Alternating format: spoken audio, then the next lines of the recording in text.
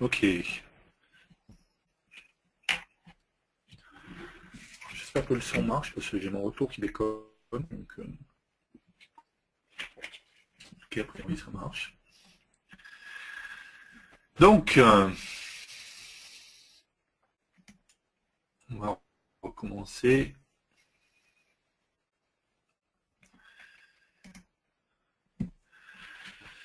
Ok.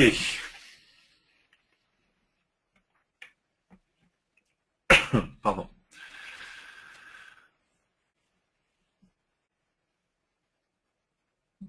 Donc on va recréer une nouvelle application. Pour cette fois, on a vu un petit peu pour la partie déploiement. Encore une fois, on reviendra cet après-midi sur cette partie déploiement un peu plus en détail, justement, en général, l'application pour Android et tout ça. On va revenir pour faire le tour un petit peu, puisqu'on a vu qu'on a une rubrique mobile dans ce cas-là, et on a toute une série de composants en fait qui sont disponibles. Encore une fois, qui sont des composants qui vont utiliser jQuery mobile.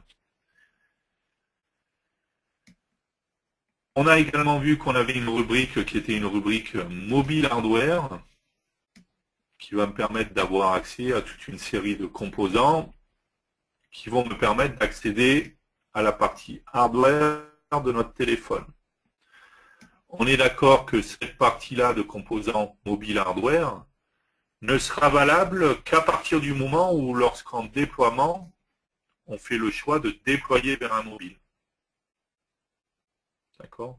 Pour pouvoir accéder au hardware du mobile, il faut bien que je sois que j'ai une vraie application native, d'accord, qui soit sur le téléphone.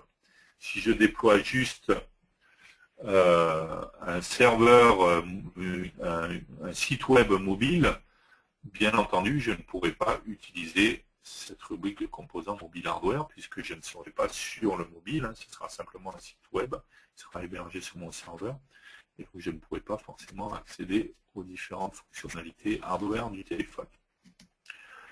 Ok, donc on reviendra cet après-midi aussi sur cette partie hardware. Pour l'instant, on va se concentrer sur les différents composants qu'on a. Donc on a vu déjà, on a trouvé des composants assez classiques, un composant Elite, d'accord, et un composant bouton. Je vais aller enregistrer ça.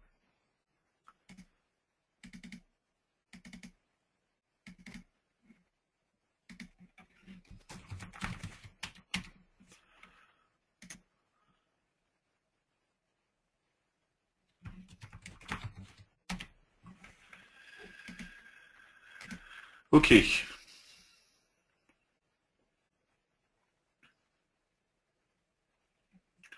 On a vu également, donc on pourrait avoir les événements classiques ou les événements JavaScript.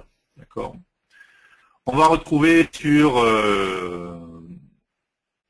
les composants également une notion qui est la notion de thème. Donc ça, c'est également quelque chose qui existe en fait dans jQuery mobile, d'accord. C'est la possibilité en fait de donner un style en fait à nos composants, à notre application mobile. Pour ça, si je regarde sur chaque composant en fait, j'ai une propriété qui est la propriété thème, d'accord, qui me permet de pointer vers un autre composant puisque c'est une liste hein, qui va me proposer différentes choses. Si je regarde dans la rubrique dans ma palette d'outils, dans ma rubrique mobile, je vais trouver un composant qui est un composant mobile thème.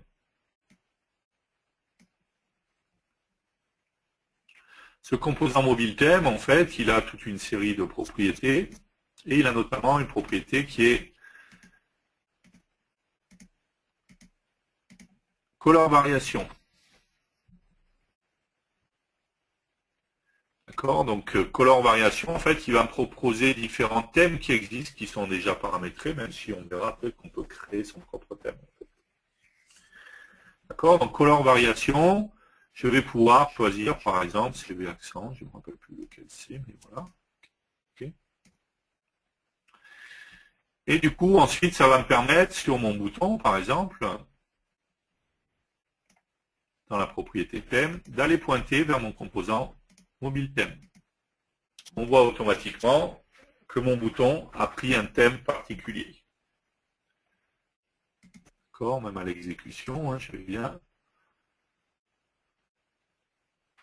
retrouver mon thème, donc avec cette coloration.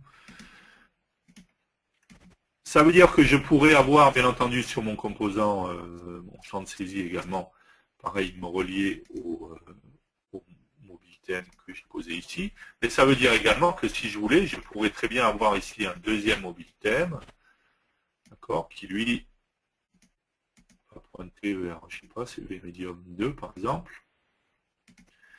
Et je vais faire pointer mon composant edit vers ce mobile thème 2. D'accord, et dans ce cas-là, j'ai pris le deuxième thème, on va peut-être en prendre un autre. Règle peut-être.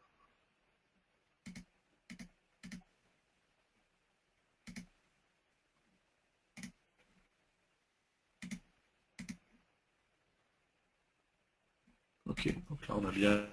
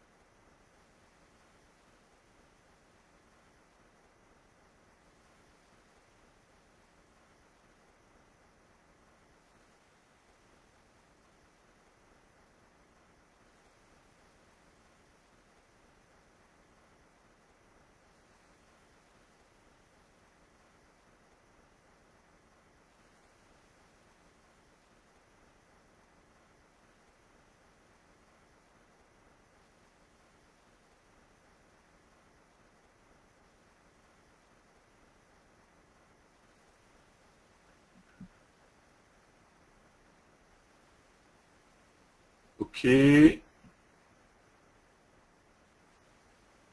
que c'est bon de nouveau? Ouais, ok. D'accord, donc on va pouvoir définir des thèmes. Enfin, on va pouvoir utiliser des thèmes prédéfinis, d'accord? Mais on va pouvoir également définir ses propres thèmes. En fait, si je m'amuse à regarder ici, si je reviens dans Accueil, que je vais dans Nouveau, dans Projet HTML5 Builder et dans Fichier, ici j'ai Thème mobile. Si je vais dans Thème mobile, je lance tout simplement le concepteur de thème qui existe avec jQuery Mobile, hein, c'est bien précisé ici, jQuery Mobile. Et je vais pouvoir tout simplement designer mon propre thème. Choisir mes couleurs, mes polices, d'accord, il y a toute une série de paramètres qui existent hein, ici, d'accord, que je vais pouvoir utiliser et définir. Je peux définir différents types de thèmes, A, B, C, en rajouter d'autres, d'accord. Ici, je vois tout ce qui existe de manière générale dans jQuery Mobile, les différents types de composants qui existent.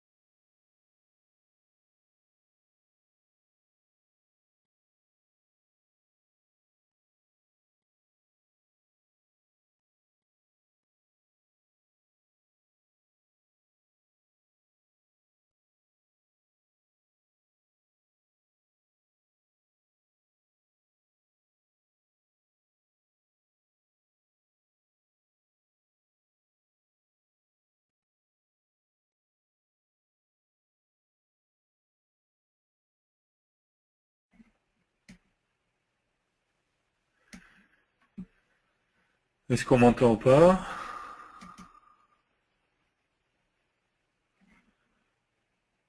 Ok, on s'est revenu. Je sais pas pourquoi ça déconne comme ça. Je sais pas. Donc on revient. Donc je vais pouvoir ici définir mes thèmes. Ici j'ai toute une série de couleurs. Je peux en cliquant ici aller choisir ma propre couleur, d'accord, définir ma propre couleur. Et en fait, je vais prendre ma couleur tout simplement et je vais la mettre sur le composant qui m'intéresse. Donc je clique sur ma couleur, je reste appuyé sur ma souris et je déplace ma couleur et je vais la positionner en fait sur les composants sur lesquels je souhaite appliquer cette couleur. D'accord. Disons que je veux sur mes boutons cette couleur-là, je vais sur le bouton et automatiquement, voilà, les composants concernés vont avoir cette couleur. Je pourrais définir ici le fond de ma fenêtre qui va être jaune. C'est très beau, hein, vous voyez mes goûts magnifiques. Hop, voilà, encore mieux. Donc je vais de cette manière-là pouvoir définir, voilà, on pourrait, hop, voilà, allez. Alors on voit qu'on a toute une série de paramètres, il y a, on peut aller beaucoup plus loin, on voit qu'on a le background, on peut rajouter un shadow, enfin il y a pas mal de choses hein, sur les boutons, voilà, sur chacun des composants. Sur le A, le B, le C, ça c'est pour pouvoir définir d'autres types de thèmes, d'accord. Je pourrais définir que le thème B, ça va être plutôt comme ça. Alors, on va se faire un étang de bleu. Hop, voilà, par exemple. Et puis je pourrais me faire un thème C qui lui va être dans les tons de jaune, quoi, par exemple.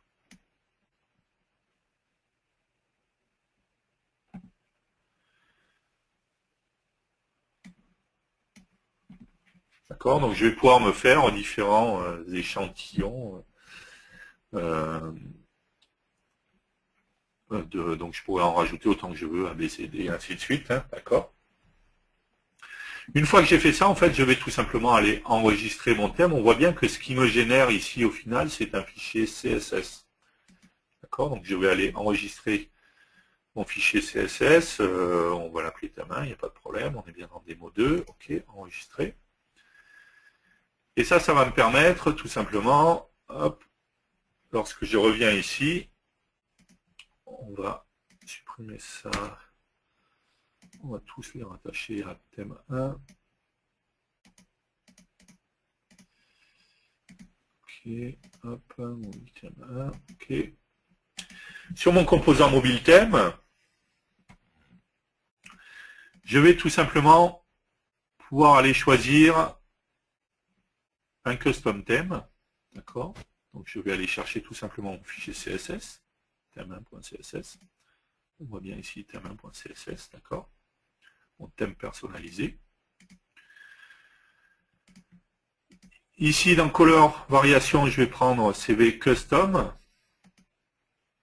D'accord, puisque c'est un thème.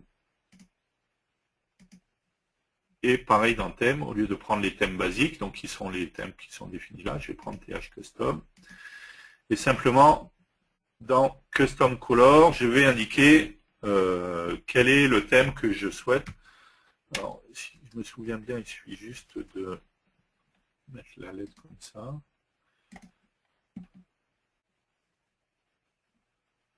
Ok, pas terrible mon thème.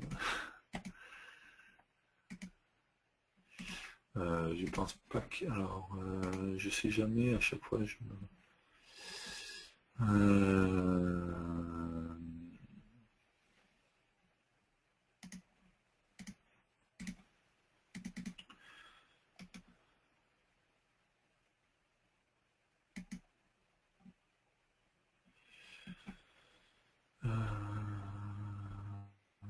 Pourtant, c'est bien.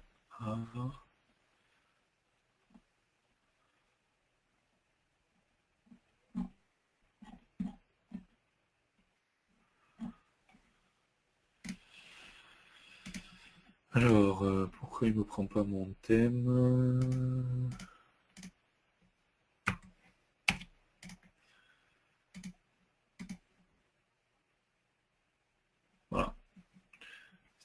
fallait que je mette en minuscule et pas en majuscule la classe, d'accord. Bon, ça va être bizarre parce que dans le thème, par contre, c'est en majuscule. Donc, je savais qu'il y avait un truc comme ça, je ne me souvenais plus. Donc, si je voulais que la page, ça soit pareil, hein, il faudrait que, pareil, la page, je la rattache à mon mobile thème. Voilà. Voilà. Dans ce cas-là, j'ai bien mon thème, okay, qui est pris en compte. Si je veux changer, hein, il me suffit juste ici, si je veux changer, au lieu de prendre le A, je veux prendre le B, hop. J'ai bien cette fois le thème B qui a été pris en compte. D'accord, donc de cette manière-là, je vais pouvoir créer mes propres thèmes. Alors on pourrait par exemple, tiens, je l'ai jamais fait en live, mais on devrait pouvoir le faire. Imaginons ici, donc quand je clique, je pourrais faire mobile theme.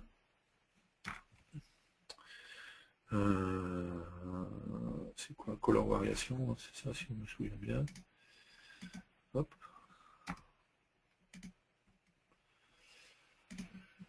Non, custom color, pardon.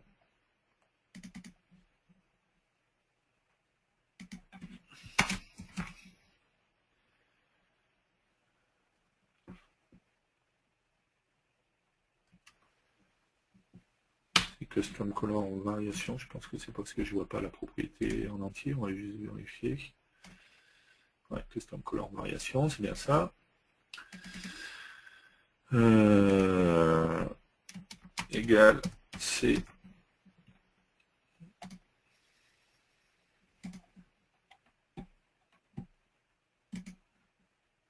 Ok. D'accord, donc je pourrais m'amuser à changer mon thème directement dans le code assez simplement.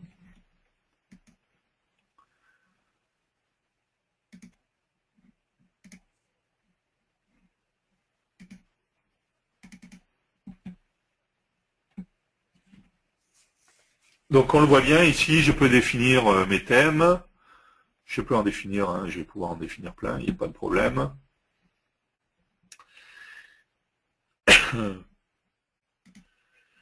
Ici, j'ai des paramètres en plus hein, par rapport au thème pour voilà, sur les boutons, sur le contenu, ainsi de suite.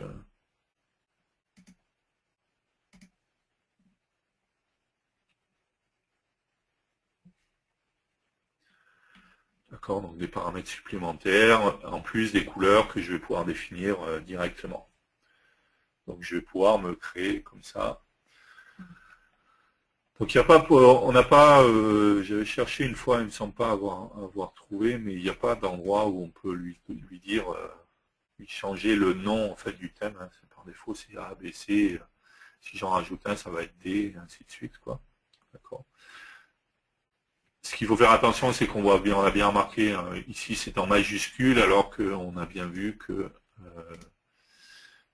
dans le code, par contre, au niveau du composant, c'est bien en minuscule qu'il va falloir mettre hein, la lettre du thème qui nous intéresse. D'accord, donc ça, encore une fois, c'est valable sur tous les composants qu'on va trouver dans la partie mobile. D'accord, ils ont tous une propriété de thème et on va donc pouvoir créer ses propres thèmes.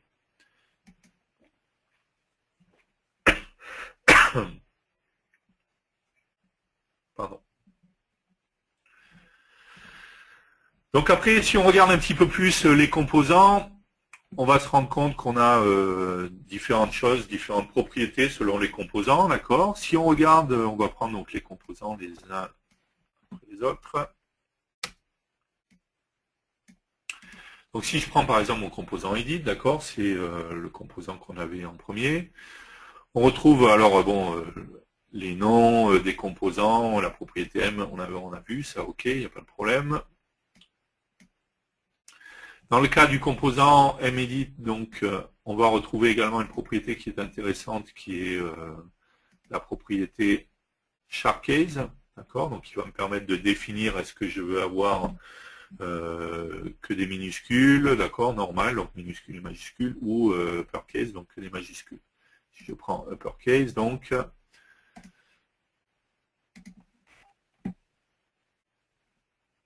On voit bien cette fois que je tape, je n'ai pas mis aussi uppercase.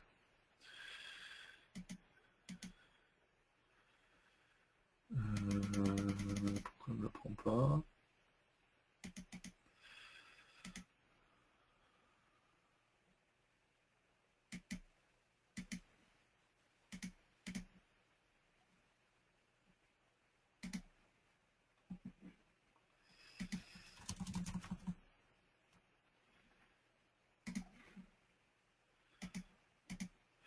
C'est possible que ce soit une fonctionnalité aussi qui fonctionne. Encore une fois, il y a certaines choses, je l'ai dit, le but c'est pas d'être utilisé sur un desktop, hein, dans un navigateur classique, mais sur un mobile. Donc ça peut faire partie des choses qui vont fonctionner sur la mobile et peut-être pas forcément sur un navigateur traditionnel. Autre chose qui est intéressant dans le cas du champ de saisie, c'est le input type. D'accord. Par défaut, on est en texte, donc on saisit un peu ce qu'on veut. On peut avoir le password et dans ce cas-là, j'espère que ça va fonctionner comme il faut. J'ai bien donc voilà ma saisie qui est masquée, d'accord. Supprimer le thème pour revenir sur un thème un peu plus classique. Hop, c'est que j'étais un petit peu, donc password, on peut avoir email, téléphone.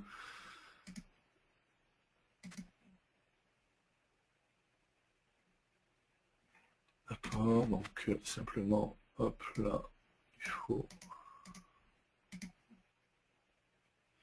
C'est bon, c'est ici au niveau de la page.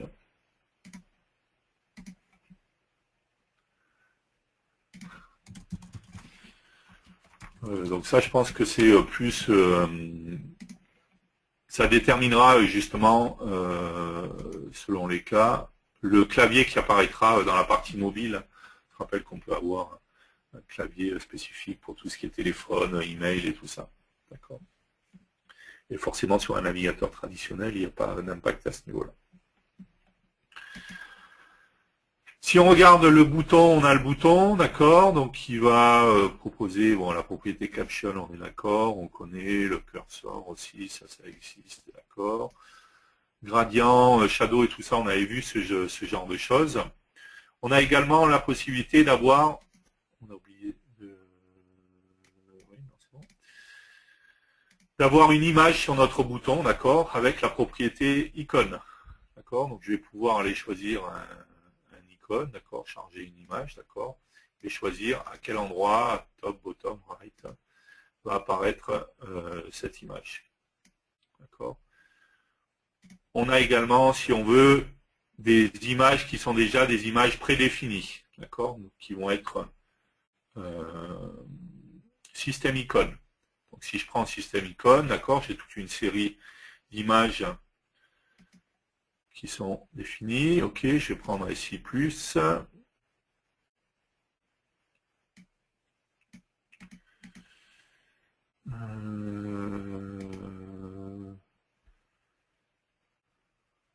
Voilà. On a bien donc notre image qui apparaît là et je vais pouvoir changer icône pose, donc mettre que ce soit à droite par exemple. Voilà. Et dans ce cas-là, cette fois l'image se mettra à droite.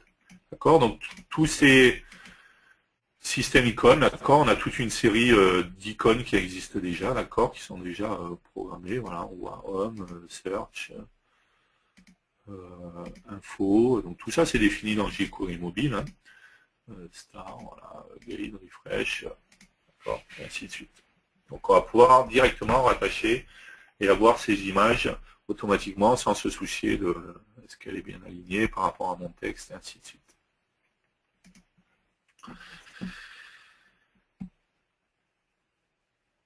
Je vais avoir un composant qui va être un composant checkbox.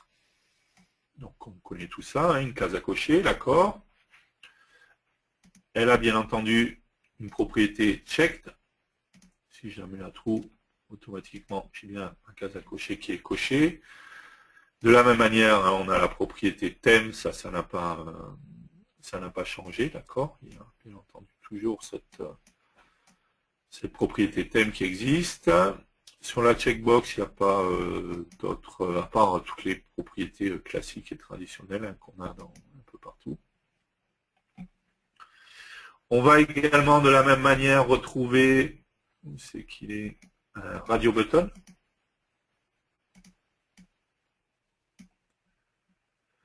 Donc le radio button, de la même manière, il a une propriété checked. D'accord, donc il nous permet de savoir, de sélectionner ou de savoir s'il est sélectionné ou pas.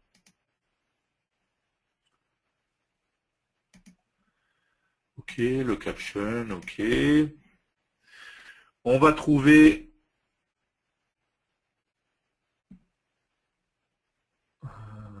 une combo box. Voilà, j'ai cherché où c'est que c'était, où elle était.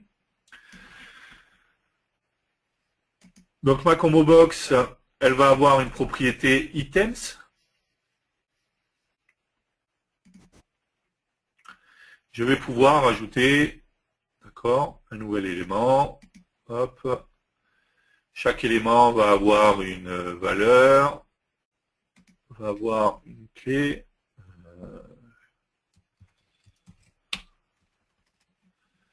Hop.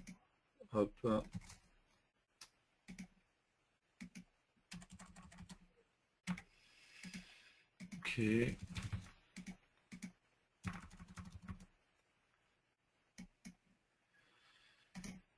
Ok.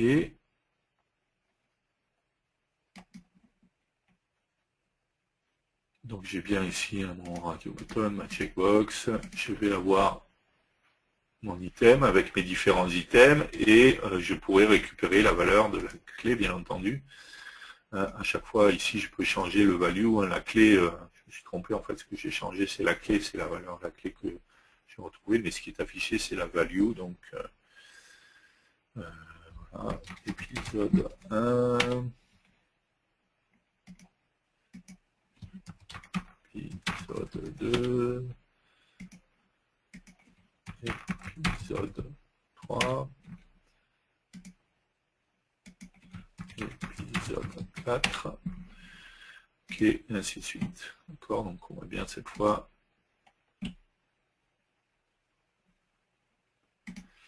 Bien, mais différents.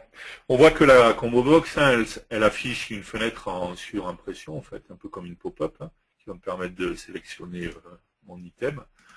Tout simplement, encore une fois, il faut partir du principe que tout ça, c'est fait pour une utilisation sur un mobile, sur une tablette. Et donc, voilà, c'est le même principe qui est utilisé en règle générale. Quoi. Ok. Je voulais montrer juste quelque chose.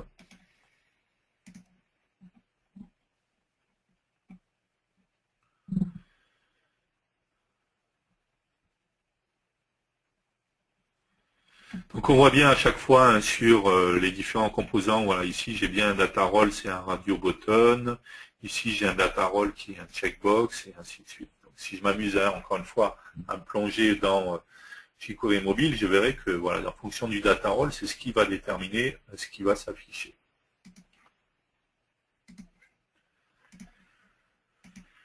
Ok, hop. Je vais avoir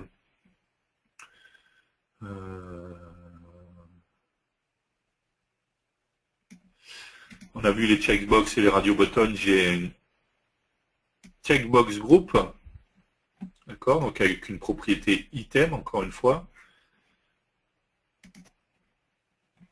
D'accord, donc épisode 1, épisode 2, et puis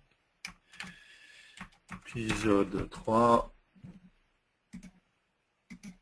D'accord, et j'ai bien ici une checkbox group, d'accord.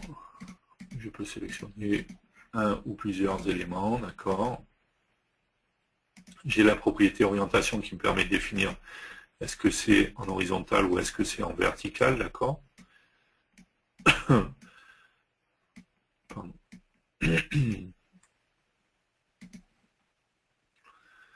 Dans ce cas-là, je suis en horizontal, d'accord. Donc la sélection se fait comme ça, d'accord.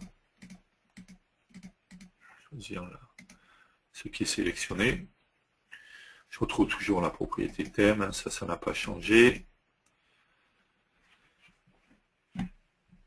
J'ai oublié, il me semble, de montrer tout à l'heure dans la combo box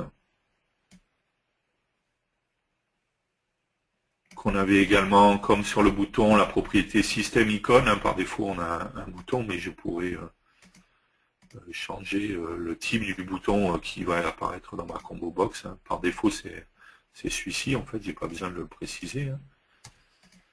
Si j'en mets pas, ce sera pas celui-là par défaut qui sera utilisé, mais je pourrais choisir et décider d'en mettre un autre. De la même manière que pour les checkbox, j'ai les radio groupes également. Donc pareil, il y a une propriété items. On a un item index hein, aussi pour définir celui qui est sélectionné. Donc épisode 1, épisode 2.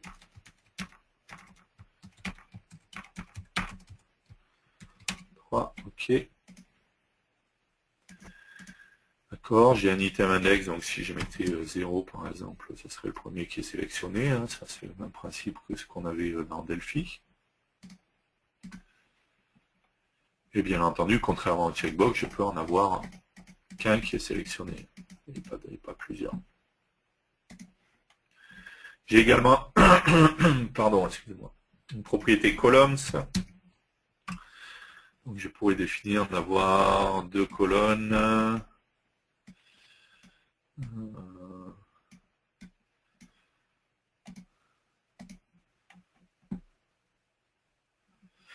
Pourquoi on ne prend pas les colonnes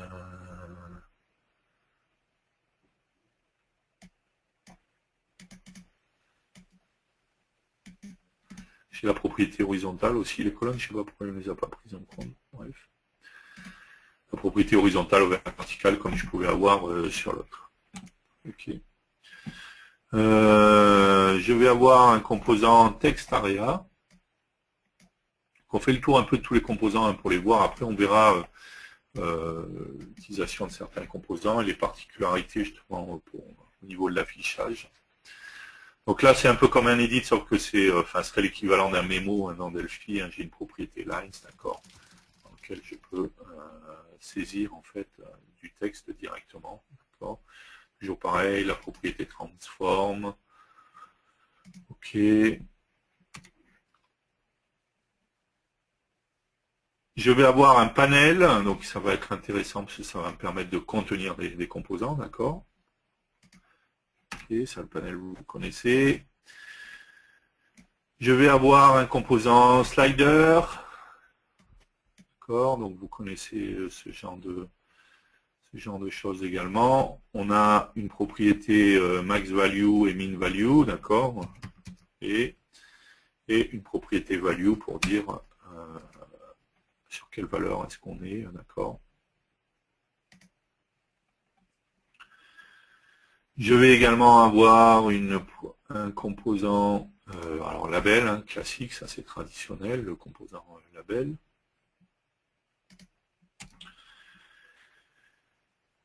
Et je vais avoir d'autres composants qui sont un petit peu... Alors je vais avoir également un toggle, d'accord, donc ça c'est le bouton qui peut avoir 2 positions.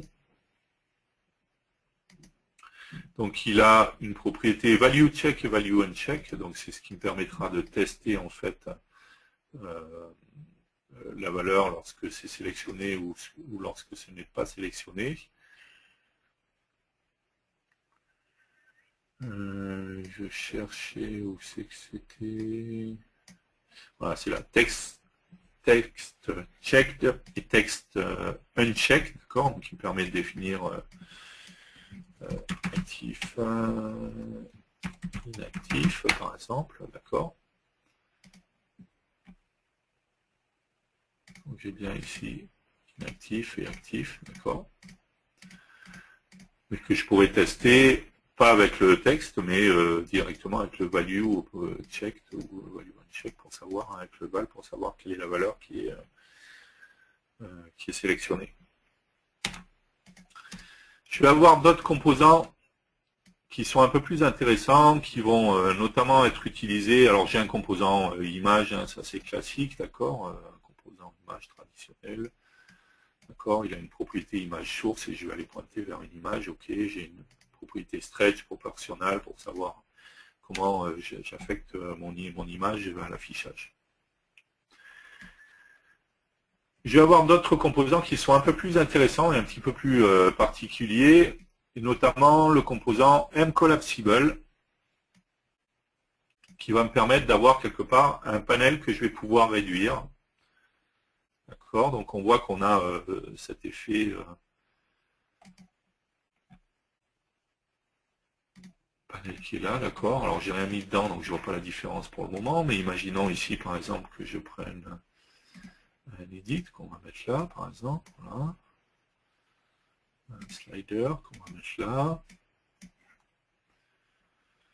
Un bouton, un radio button, voilà, très bien. Allez, hop.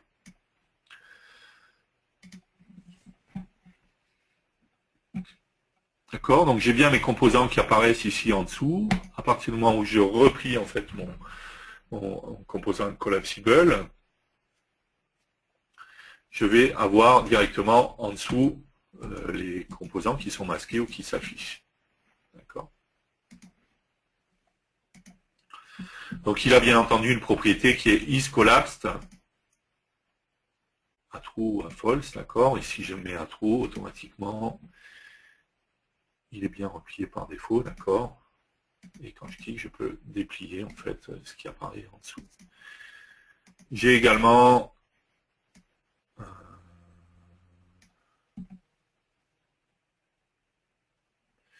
le icône post qui me permet de définir où apparaît l'image qui est la petite image du plus, voilà, savoir si elle apparaît au-dessus, à gauche, à droite et ainsi de suite.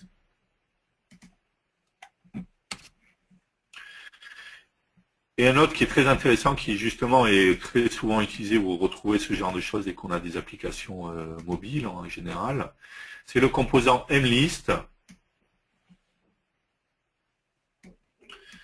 d'accord, qui va me permettre tout simplement d'avoir une liste qui va apparaître. Encore une fois, c'est une liste optimisée pour tout ce qui est mobile.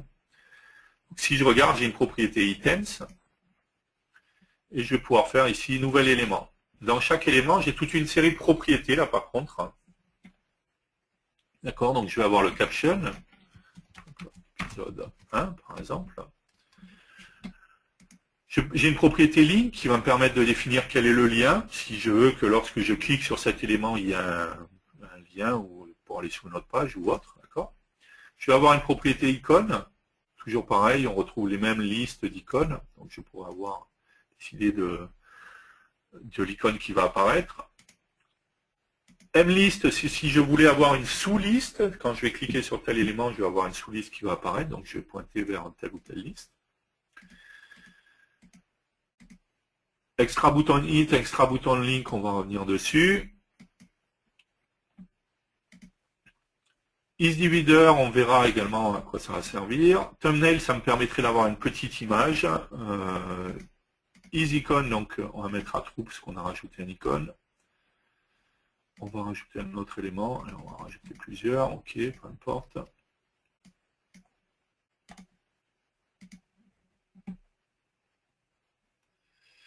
Alors, il ne m'a pas mis mon icône ici.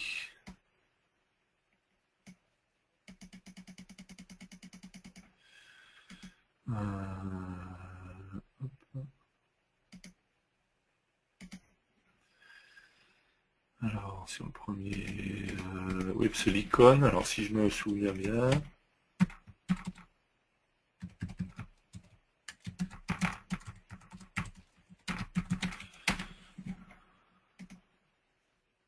l'icône n'apparaît que s'il y a un lien, en fait. D'accord.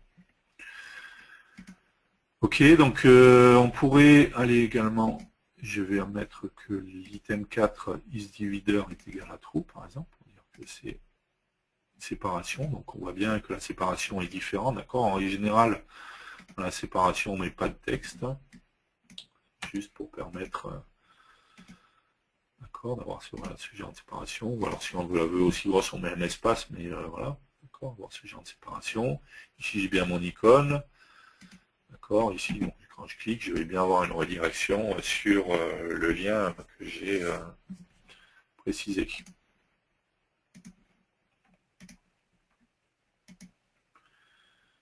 Ok, donc très souvent en fait les listes vont être construites avec ça. On a une propriété type qui me permet de définir est-ce que ma liste elle est triée ou elle n'est pas triée. Dans ce cas-là, si je la mets ordered, elle sera triée tout simplement par ordre alphabétique, enfin par ordre de valeur, quoi. Tout dépend de ce que j'ai mis comme un... je dis par ordre alphabétique, mais si j'ai mis des chiffres, ça sera par ordre croissant des chiffres, tout simplement. Je peux également avoir un int ici. Je crois qu'il faut mettre le lien aussi.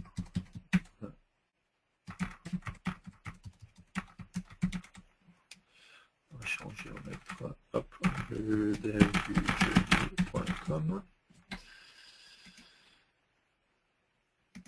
Ok, dans ce cas-là, voilà, on voit que mon bouton est un petit peu différent ici. Dans ce cas-là, c'est un bouton. J'ai bien, ça c'est le lien, ici, cette partie-là va me rediriger vers embarcadero.com, alors que ce bouton, par contre, lui, va me rediriger vers le dev du jeudi.com. D'accord, donc tout ça avec la propriété extra bouton int et extra bouton link. D'accord, donc on va pouvoir ajouter autant d'items que l'on veut là-dedans. On a également, je vais finir avec un composant qui est intéressant, qui est le composant mlink, qui en l'occurrence me permet d'avoir un bouton. Mais la différence par rapport au bouton standard qui est là, c'est que ce bouton, il a une propriété tout simplement qui est ici, qui est la propriété link. D'accord, donc qui me permet notamment de rediriger vers différentes pages. Donc si j'avais une autre page ou même un autre.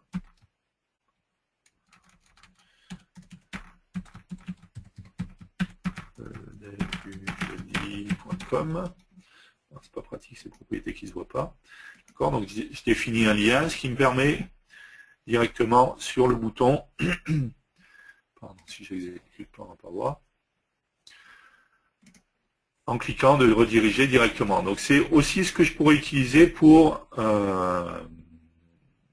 rediriger vers différentes pages. D'accord, j'ai un bouton, cela on n'a qu'une seule page pour le moment. Si je crée plusieurs pages pour pouvoir diriger tout simplement sur link, je ferai init2.php par exemple, quoi. Et ça redirigerait vers d'autres pages. D'accord. Ça peut me permettre d'ouvrir une boîte de dialogue aussi. Dans ce cas-là, j'ai une propriété Open Dialogue que je vais mettre à True ou à False. Et dans ce cas-là, j'aurai une boîte de dialogue qui va s'ouvrir. J'ai le link target, vous connaissez ça dans les liens web, blank self par top. J'ai également une propriété qui est intéressante, qui est la propriété isBackButton. À partir du moment où je vais mettre isBackButton à true, si je clique sur ce bouton, même s'il n'y a pas de lien, peu importe, il n'y a pas besoin de définir de lien, je reviens sur la page précédente en fait. D'accord. Donc c'est ce qu'on va voir cet après-midi, justement, on va reprendre un peu ces composants, on va voir comment on peut créer plusieurs pages, faire des liens, comment ça s'appelle, et voir comment au niveau de l'affichage on peut optimiser ça, parce que par exemple si on s'amuse à regarder, alors le mlink il a aussi une propriété système icône, on retrouve les mêmes icônes comme d'habitude, ça n'a pas changé, ça c'est le même principe. On va voir comment certains composants pourraient s'adapter plus que d'autres, par exemple. Une des choses qu'on peut remarquer très rapidement, si vous avez remarqué, c'est que depuis le début j'ai défini une taille de page qui fait la définition que j'ai définie ici, 320 par 480. Et du coup, je suis positionné, mes composants sont positionnés directement sur cette page. Ce qui veut dire que si je bascule mon téléphone en portrait ou en paysage, mes composants vont rester alignés comme ça. Donc on va voir comment on pourrait résoudre ça.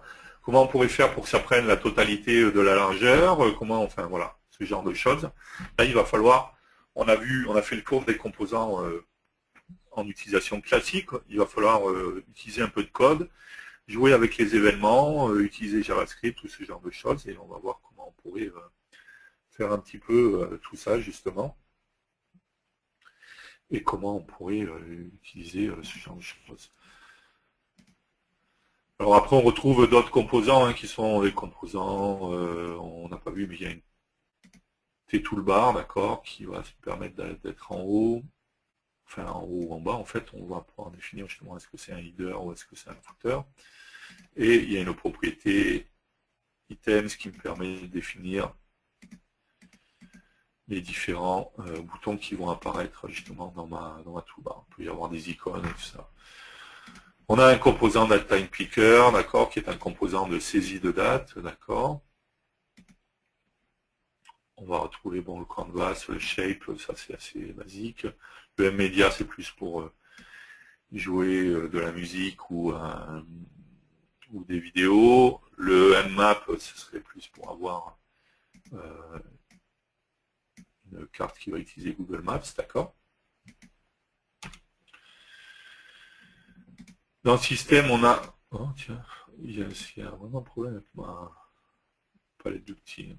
Dans le système, on a également un composant timer, donc qui existe également dans jQuery Mobile, qui me permettrait de déclencher différentes opérations. Hein. Il fonctionne hein, comme le timer qu'on a l'habitude d'avoir, hein, une propriété intervalle et un événement JavaScript on timer. Hein. Après, donc, les composants d'accès aux données, ça on avait vu, ce genre de choses, ça fonctionnait de la même manière.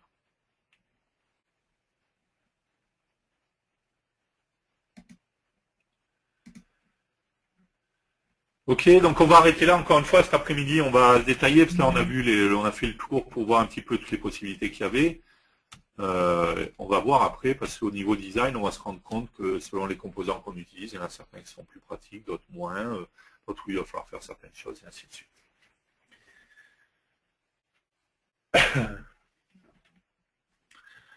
Donc on verra comment on peut accéder aux propriétés par le code, comment on peut mettre à jour, on a vu par exemple la liste ou les combos, comment on récupère les données, comment on sait, et ainsi de suite. Quoi.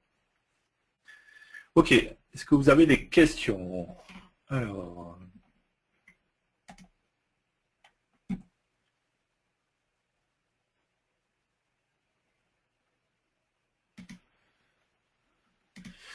est-il possible de batcher les déploiements vers plusieurs plateformes mobiles, avoir un script qui demande la génération pour plusieurs périphériques mobiles, ou doit-on obligatoirement passer par le DI? Donc non. Alors, dans le cas de... Hop. Dans le cas de Android et BlackBerry et iOS, il faudra qu'on passe par... Si on veut que ça compile directement, en fait, que l'outil compile directement, sauf iOS, il faut aller sur le Mac, on est d'accord. Android et BlackBerry, il faudra passer par le DI. Ou la solution, c'est ce qu'on a vu, un PhoneGap Build. Okay, puisque quand j'ai mon application dans PhoneGap Build, je peux décider de compiler pour toutes les plateformes en même temps, d'accord, avec le rebuild all, et dans ce cas-là, il va me générer mes applications pour toutes les plateformes en même temps. Ça serait la solution.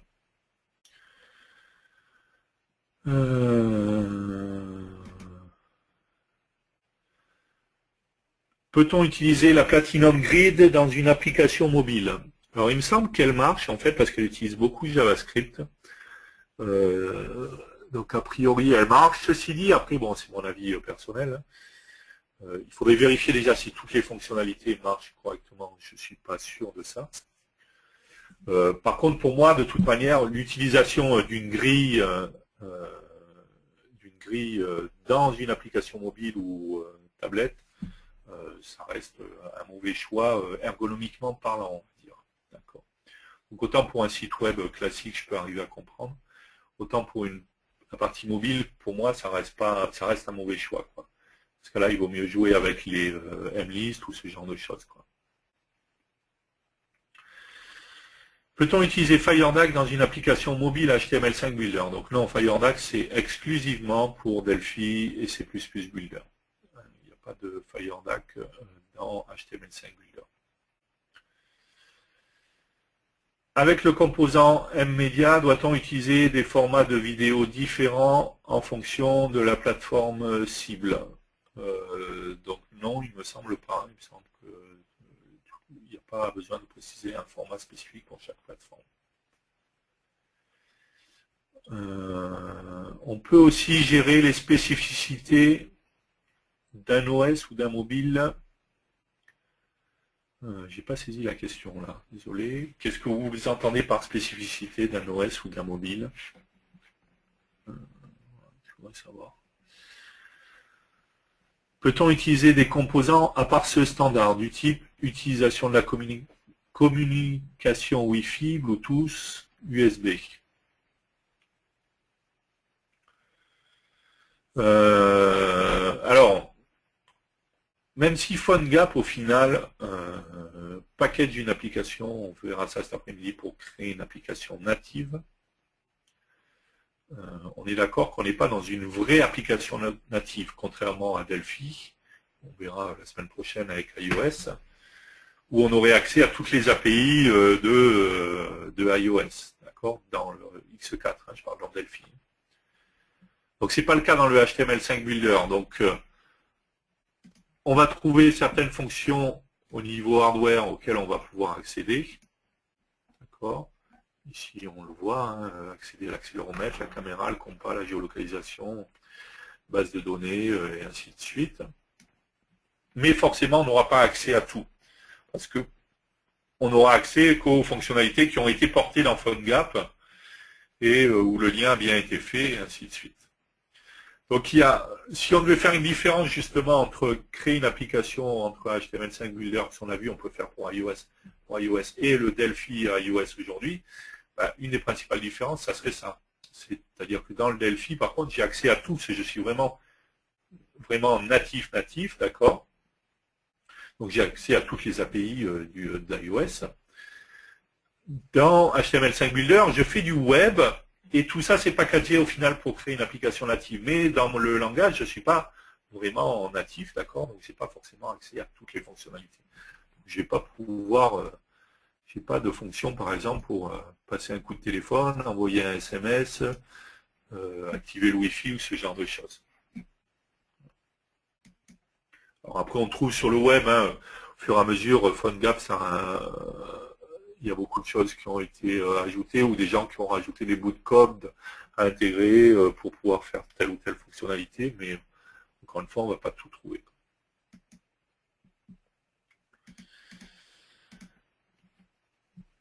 Peut-on stocker des données en local sur un smartphone, fichier texte? Donc oui, si on regarde en mobile hardware, on a deux composants, MDB et MDB transaction. Donc tout simplement qui vont me permettre d'avoir une base de données SQLite. Après, si c'est vraiment juste un fichier texte que je veux, dans ce cas-là, j'ai les composants mFile, mFile Writer, Reader, Entry, ainsi de suite, qui vont me permettre d'écrire dans des fichiers texte. Donc, si je veux une base de données, ça sera MDB, ça sera du SQLite dans ce cas-là. Et si je veux des fichiers texte, ça sera mFile.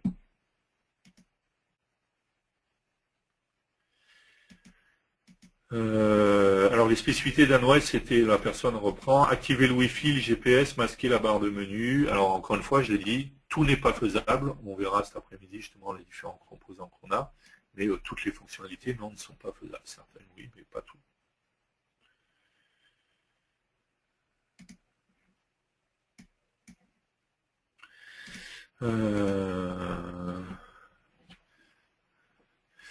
Peut-on appeler une procédure PHP dans une fonction JavaScript? Oui, il faudrait faire de l'Ajax en fait, mais ça pourrait être fait, oui, simplement. En fait, on a même là, c'est même pas du spécifique mobile, hein, on est dans du PHP classique.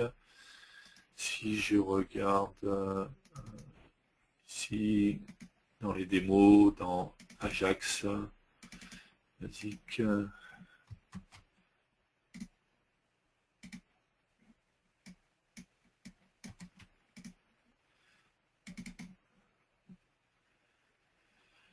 Ok.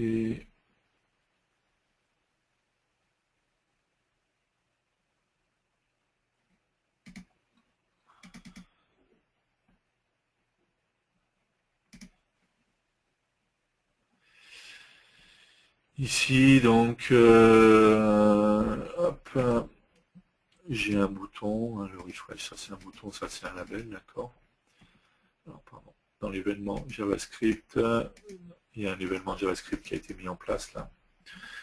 Et dans l'événement JavaScript, je fais tout simplement un écho de this, bouton 1, Ajax call, bouton 1 clic, qui est tout simplement une procédure PHP, une fonction PHP qui est ici. Donc à partir de JavaScript, j'appelle bien la fonction PHP.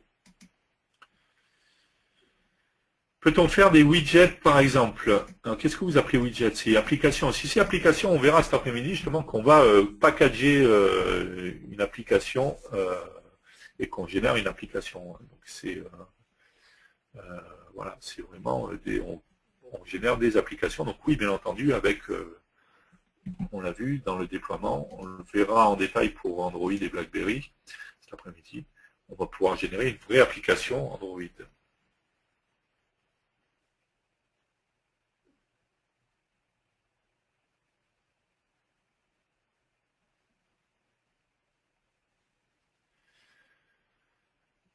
Je ne sais pas si c'est ça que vous appelez widget, donc une application, ou si c'est...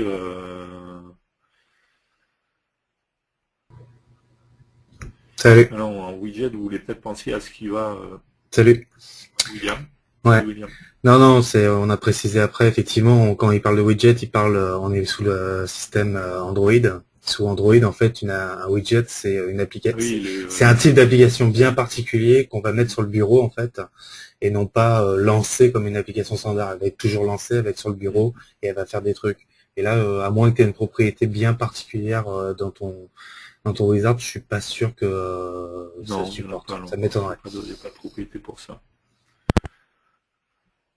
Alors, à moins que ce soit modifiable dans les fichiers XML Android, on jettera un œil cet après-midi justement quand on parlera d'Android, mais je ne suis pas sûr.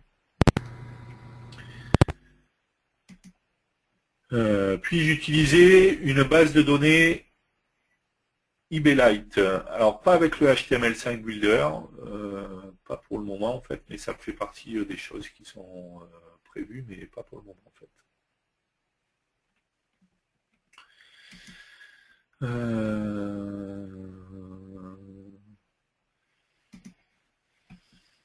Mais dans la version mobile, Ajax ne marche pas. Si, bien sûr que si, Ajax marche dans la version mobile, il n'y a pas de problème. Ajax, on a bien utilisé tout à l'heure, je ne sais plus à quel moment on a utilisé JavaScript, il n'y avait pas de problème. Ajax. Après, bien évidemment, on est sur une application de type mobile serveur. Sinon, on parle pas d'Ajax et on parle pas de PHP, hein, bien évidemment. Donc, vous êtes sur une application serveur. Donc, partant de là, vous avez accès à Internet depuis votre mobile. Et donc, vous allez faire du code Ajax sans problème, comme l'a montré Thierry dans l'exemple.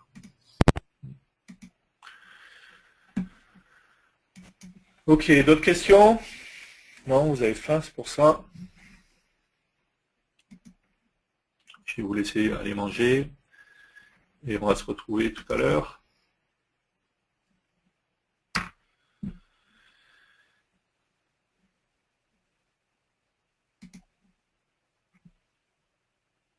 Ok, je vous souhaite un bon appétit. Et je vous donne rendez-vous tout à l'heure à 14 h.